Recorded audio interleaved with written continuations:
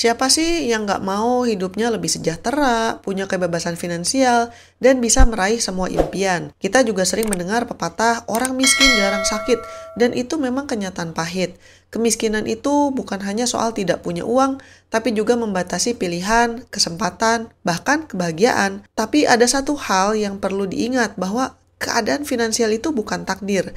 Ada banyak jalan dan strategi yang bisa kalian tempuh untuk keluar dari jeratan kemiskinan dan mulai membangun kekayaan.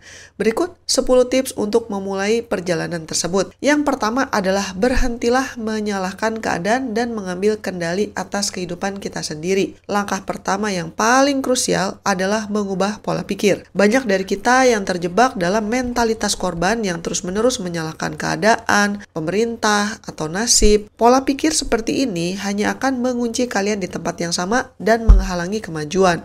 Mulai sekarang, coba berhenti untuk menyalahkan dan mulailah mengambil kendali atas hidup kalian. Artinya apa? Cari solusinya. Menerima kenyataan bahwa kalian adalah satu-satunya yang bertanggung jawab atas masa depan finansial adalah awal dari perubahan besar. Ini memang terasa berat tapi juga memberi kebebasan. Ketika kalian sadar bahwa kalian punya kekuatan untuk mengubah segalanya, motivasi akan datang dengan sendirinya. Maksudnya gimana? Ya, daripada nyalain pemerintah, misalnya, pemerintah mau korupsi terus, jadi buat apa? Fokus ke apa yang masih bisa kita lakukan. Mulai dari hal-hal kecil, misalnya aja, kita bisa nggak mencari pekerjaan lain yang gajinya lebih besar, atau bisa nggak kita mencari uang tambahan dengan memiliki bisnis sampingan, atau misalnya gimana nih caranya berhemat, dan kita bisa mulai investasi dengan cara mengelola keuangan pribadi dengan lebih baik, dan sebagainya. Ingat bahwa setiap orang itu punya titik awal yang berbeda, tapi yang membedakan antara orang yang sukses dengan yang tidak adalah kemauan untuk bangkit dan bertindak. Jangan biarkan masa lalu atau kondisi keluarga kalian itu untuk menentukan masa depan kalian. Fokus dengan apa yang bisa dilakukan hari ini untuk menciptakan hari esok yang lebih baik. Yang kedua adalah kelola keuangan dengan cerdas.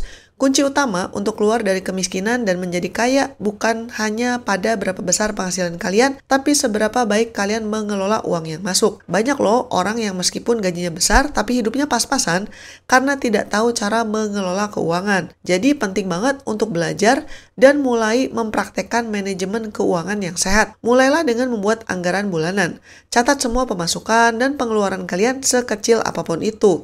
Dengan begitu, kalian bisa melihat kemana saja uang kalian mengalir. Lalu, identifikasi pengeluaran yang tidak perlu dan bisa dipangkas. Misalnya aja kalau biasa beli kopi mahal tiap hari atau keseringan makan di luar. Nah, uang itu bisa kalian hemat karena uang dari pengeluaran-pengeluaran kecil ini bisa mengubah hidup kalian. Misalnya aja bisa jadi dana darurat atau modal usaha atau mulai investasi dan sebagainya. Setelah itu, prioritaskan untuk menabung. Biasakan untuk menyisihkan sebagian uang kalian setelah gajian, bahkan sebelum kalian membayar tagihan. Ini bisa misalnya 10-20% dari penghasilan kalian kalau memang penghasilannya masih cukup ya. Dengan memiliki tabungan dan dana darurat, ini akan memberikan kalian rasa aman dan juga ketenangan dalam menempuh langkah selanjutnya. Tips yang ketiga adalah tingkatkan keterampilan dan pengetahuan diri. Ilmu adalah investasi terbaik yang bisa kalian berikan pada diri sendiri. Orang yang terus belajar dan meningkatkan keterampilan akan selalu memiliki nilai jual yang lebih tinggi di pasar kerja. Kalau kalian mau penghasilannya naik, maka kalian harus punya sesuatu yang lebih untuk ditawarkan. Jangan pernah berhenti belajar, entah itu melalui pendidikan formal maupun informal. Manfaatkan semua sumber daya yang ada. Banyak sekali kursus online gratis, atau yang harganya terjangkau, atau bisa nonton tutorial di YouTube, atau bahkan dari buku-buku yang bisa kalian baca di perpustakaan. Pelajari keterampilan yang relevan dengan yang mau kalian jalani, entah itu dengan pekerjaan, atau juga bisa dengan ide usaha sampingan yang sedang kalian pertimbangkan. Contohnya, kalau kalian bekerja di bidang pemasaran, coba pelajari digital marketing.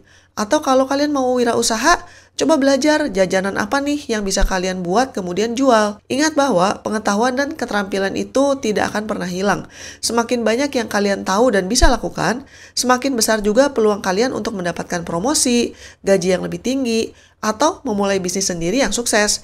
Investasi waktu dan tenaga untuk belajar hari ini, insya Allah akan membuahkan hasil berlipat ganda di masa depan. Tips yang keempat adalah mencari penghasilan tambahan. Satu sumber penghasilan mungkin nggak cukup loh untuk mencapai kebebasan finansial. Salah satu cara yang paling cepat untuk mempercepat proses ini adalah dengan mencari penghasilan tambahan. Ini bukan berarti kalian harus bekerja 24 jam sehari, tapi kalian harus cerdas dalam memanfaatkan waktu luang. Ada banyak caranya kok untuk mendapatkan penghasilan tambahan. Kalian bisa mulai dari hobi yang bisa menghasilkan uang, misalnya berjualan kue, membuat kerajinan tangan, atau menjadi freelancer di bidang yang kalian kuasai. Kalian juga bisa mencari pekerjaan paruh waktu, misalnya dengan menjadi pengemudi online atau menjual produk online sebagai dropshipper. Intinya, jangan hanya mengandalkan satu sumber penghasilan saja. Dengan memiliki 2 atau bahkan lebih sumber pemasukan, kalian akan punya lebih banyak uang untuk ditabung, diinvestasikan, atau digunakan untuk membayar hutang. Ini juga memberikan kalian jaring pengamanan finansial kalau sewaktu-waktu sumber penghasilan utama kalian terganggu. Tips yang kelima adalah berinvestasi untuk masa depan. Menabung saja tidak akan membuat kalian kaya. Uang yang didiamkan di tabungan akan tergerus inflasi. Untuk benar-benar membangun kekayaan, kalian harus membuat uang kalian bekerja untuk kalian. Ini disebut juga investasi. Investasi adalah cara untuk menumbuhkan aset kalian secara pasif dalam jangka panjang. Buat pemula, coba mulai dengan investasi yang resikonya rendah dan mudah dipahami. Misalnya aja reksadana atau emas. Kalian tidak perlu punya uang banyak untuk mulai berinvestasi. Banyak kok platform investasi saat ini yang memungkinkan kalian untuk memulai dengan modal yang sangat kecil. Misalnya aja 100.000 atau pokoknya di bawah 500.000 deh. Pelajari dulu dasar-dasar investasi dan jangan tergiur dengan iming-iming keuntungan instan yang terlalu tinggi dan tidak masuk akal. Penting diingat bahwa investasi itu jangka panjang ya, seperti maraton dan bukannya seperti lari cepat. Fokuslah pada tujuan jangka panjang dan jangan panik kalau nilai investasi kalian turun. Dengan berinvestasi secara rutin dan konsisten meskipun jumlahnya kecil, kalian bisa terkejut loh melihat seberapa besar uang kalian bisa bertumbuh dalam 5 tahun, 10 tahun, atau bahkan 20 tahun ke depan. Tips yang keenam adalah kurangi utang yang tidak produktif. Utang, terutama utang konsumtif seperti cicilan kartu kredit atau pinjaman online untuk gaya hidup, bisa menjadi beban berat yang menghambat kalian keluar dari kemiskinan.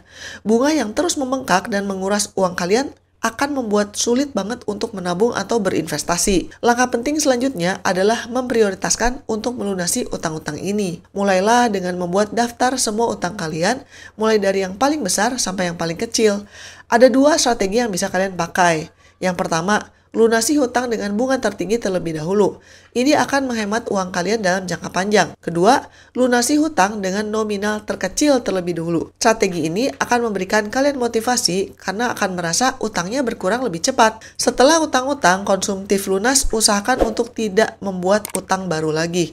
Kalau kalian terpaksa berhutang, pastikan itu adalah utang yang produktif, misalnya aja modal usaha atau pinjaman pendidikan. Utang produktif adalah utang yang bisa menghasilkan uang dan bukan sebaliknya. Tips yang ketujuh adalah membangun jaringan atau networking. Ini benar banget sih, apalagi di zaman sekarang.